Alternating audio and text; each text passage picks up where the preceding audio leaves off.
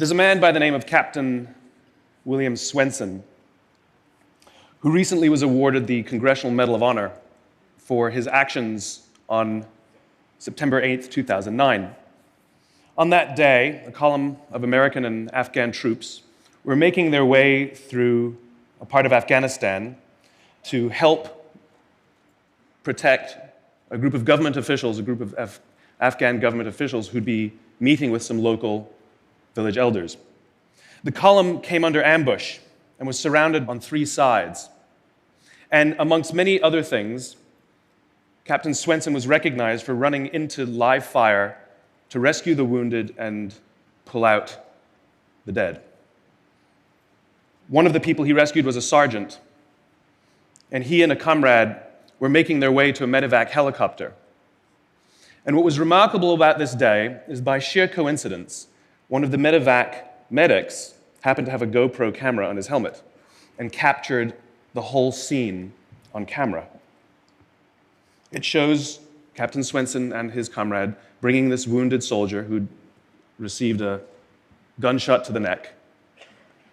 They put him in the helicopter, and then you see Captain Swenson bend over and give him a kiss before he turns around to rescue more.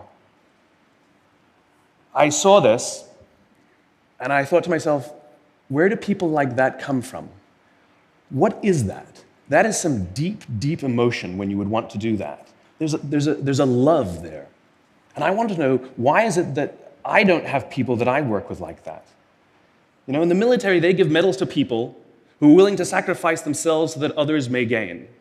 In business, we give bonuses to people who are willing to sacrifice others so that we may gain. We have it back, right?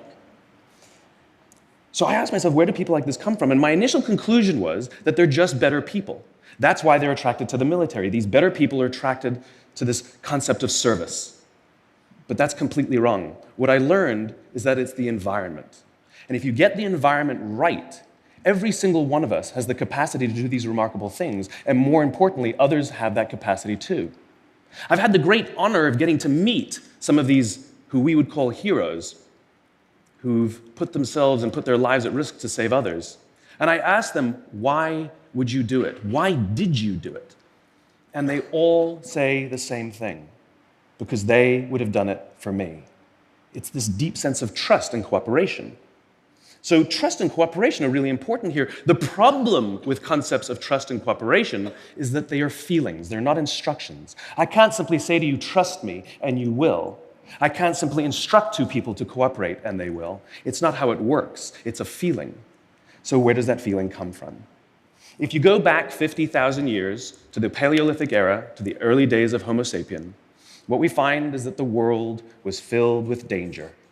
All of these forces working very, very hard to kill us. Nothing personal. Whether it was the weather, lack of resources, maybe a saber-toothed tiger, all of these things working to reduce our lifespan.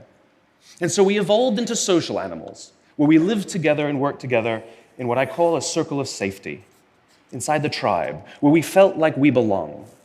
And when we felt safe amongst our own, the natural reaction was trust and cooperation. There are inherent benefits to this. It means I can fall asleep at night and trust that someone from within my tribe will watch for danger. If we don't trust each other, if I don't trust you, that means you won't watch for danger. Bad system of survival. The modern day is exactly the same thing. The world is filled with danger, things that are trying to frustrate our lives or reduce our success, reduce our opportunity for success. It could be the ups and downs of an economy, the uncertainty of the stock market. It could be a new technology that renders your business model obsolete overnight.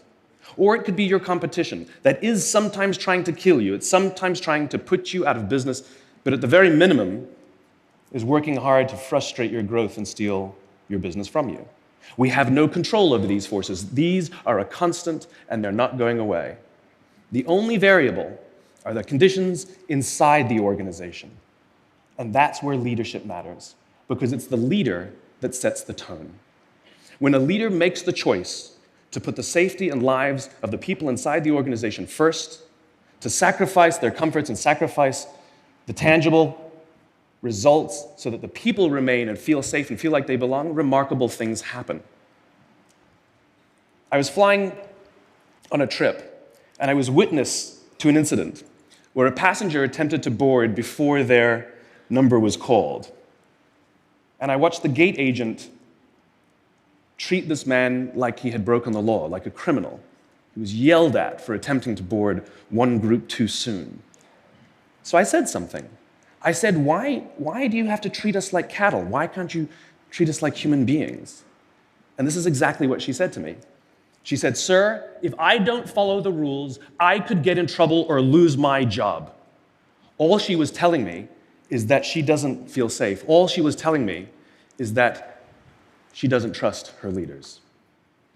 The reason we like flying Southwest Airlines is not because they necessarily hire better people, it's because they don't fear their leaders. You see, if the conditions are wrong, we're forced to expend our own time and energy to protect ourselves from each other. And that inherently weakens the organization. When we feel safe inside the organization, we will naturally combine our talents and our strengths and work tirelessly to face the dangers outside and seize the opportunities. The closest analogy I can give to what a great leader is, it's like being a parent. If you think about what being a great parent is, what do you want? What makes a great parent? We want to give our child opportunities, education, discipline them when necessary, all so that they can grow up and achieve more than we could for ourselves. Great leaders want exactly the same thing. They want to provide their people opportunity, education, discipline when necessary, build their self-confidence, give them the opportunity to try and fail, all so that they could achieve more than we could ever imagine for ourselves. Charlie Kim, who's the CEO of a company called NextJump in New York City, a tech company, he makes the point that if you had hard times in your family, would you ever consider laying off one of your children? We would never do it. Then why do we consider laying off people inside our organization? Charlie implemented a policy of lifetime employment. If you get a job at NextJump, you cannot get fired for performance issues. In fact, if you have issues, they will coach you and they will give you support, just like we would with one of our children who happens to come home with a C from school. It's the complete opposite. This is the reason so many people have such a visceral hatred, sort of anger at some of these banking CEOs with their disproportionate salaries and bonus structures. It's not the numbers. It's that they have violated the very definition of leadership. They have violated this deep-seated social contract. We know that they allowed their people to be sacrificed so that they could protect their own interests. Or worse, they sacrificed their people to protect their own interests. This is what so offends us, not the numbers. Would anybody be offended if we gave a $150 million bonus to Gandhi? How about a $250 million bonus to Mother Teresa? Do we have an issue with that? None at all. None at all. Great leaders would never sacrifice the people to save the numbers. They would sooner sacrifice the numbers to save the people. Bob Chapman, who runs a large manufacturing company in the Midwest called Barry Waymiller, in 2008, was hit very hard by the recession, and they lost 30% of their orders overnight. Now, in a large manufacturing company, this is a big deal, and they could no longer afford their labor pool. They needed to save $10 million. So, like so many companies today, the board got together and discussed layoffs. And Bob refused. You see, Bob doesn't believe in head counts. Bob believes in heart counts. And it's much more difficult to simply reduce the heart count. And so they came up with a furlough program. Every employee from secretary to CEO was required to take 4 weeks of unpaid vacation. They could take it any time they wanted, and they did not have to take it consecutively. But it was how Bob announced the program that mattered so much. He said, "It's better that we should all suffer a little than any of us should have to suffer a lot." And morale went up. They saved $20 million. And most importantly, as would be expected, when the people feel safe and protected by the leadership in the organization, the natural reaction is to trust and cooperate. And quite spontaneously, nobody expected, people started trading with each other. Those who could afford it more would trade with those who could afford it less. People would take 5 weeks so that somebody else only had to take 3. Leadership is a choice. It is not a rank. I know many people at the senior-most levels of organizations who are absolutely not leaders. They are authorities, and we do what they say because they have authority over us, but we would not follow them. And I know many people who are at the bottoms of organizations who have no authority, and they are absolutely leaders. And this is because they have chosen to look after the person to the left of them, and they have chosen to look after the person to the right of them. This is what a leader is. I heard a story of some Marines who were out in theater, and as is the Marine custom, the officer ate last, and he let his men eat first. And when they were done, there was no food left for him. And when they went back out in the field, his men brought him some of their food so that he may eat. Because that's what happens. We call them leaders because they go first. We call them leaders because they take the risk before anybody else does. We call them leaders because they will choose to sacrifice so that their people may be safe and protected, and so their people may gain.